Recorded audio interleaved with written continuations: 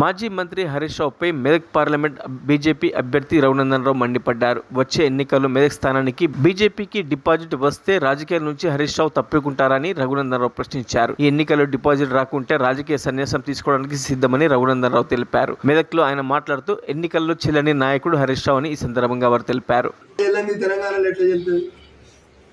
మెదక్లో వెళ్ళలేదు కదా, 100 కోట్లు ఖర్చు పెట్టి వాళ్ళ సహచరులను గెలిపించుకుందామని ఛాయాశక్తులు కష్టపడితే మెదక్లో చెల్లని హరీష్ రావు, మెదక్ అసెంబ్లీలో చెల్లని హరీష్ రావు మెదక్ పార్లమెంట్ ఎట్లా వెళ్తాడని మొదటిసారి పోటీ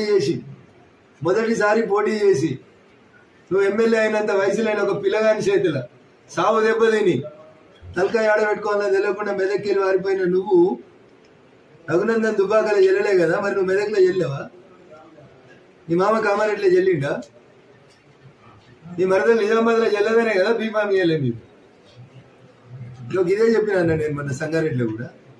మరి నన్ను ఒక్కటి అన్నారు అనుకోండి, నేను 4 గంటలు అని చెప్పి నాకు కొంచెం నోరు ఎక్కువ.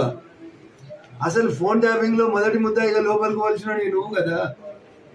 దుబ్బాక ఎలక్షన్ లో నా ఫోన్ లేని మా కుటుంబ సభ్యుల మీద పోలీసులతో దాడులు చేపించి నానా యాగి చేసి కేసులు పెట్టించి ఇల్లీగల్ కేసులు పెట్టించి ఎన్ని అవస్థలు పెట్టినా మా దుబ్బాక ప్రజలు నా వెనకాలనే నిల్చున్నారు.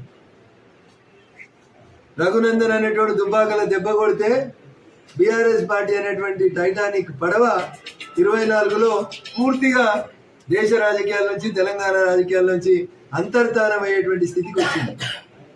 టైటానిక్ పడవకు రంధ్రం కొట్టింది ఎవడు? టీఆర్ఎస్ కి రంధ్రం కొట్టింది ఎవడు? రఘునందన్ రావే కొట్టిండు.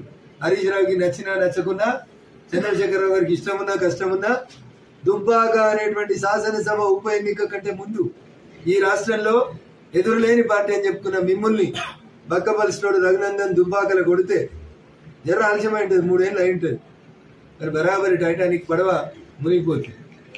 కాబట్టి ఇప్పటికి ఇంకెవరైనా మిగిలిన మిత్రులు ఉంటే, మిత్రులారా టైటానిక్ మునిగిపోతుంది, దాన్ని కాపాడు ఆ దేవునితోటే కాలే, ఏమన్నా కాపాడితే మళ్ళీ ఆ శ్రీరామచంద్ర ప్రభువే కాపాడాలి. కాబట్టి దయించి ఎంత తొందరగా మరిన్ని అప్డేట్స్ కోసం మా ఛానల్ ని సబ్స్క్రైబ్ చేయండి.